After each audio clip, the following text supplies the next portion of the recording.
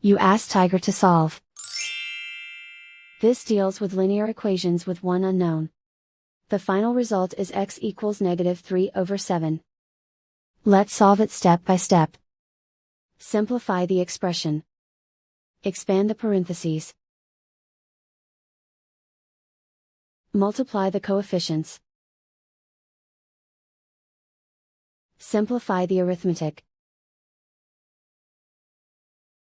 Combine like terms. Group all constants on the right side of the equation. Subtract 6 from both sides. Simplify the arithmetic.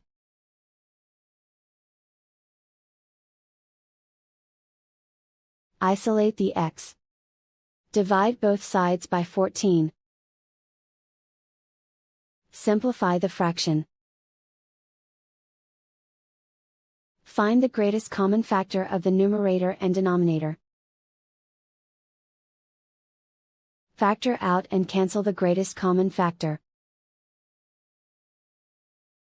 And so the final result is x equals -3/7.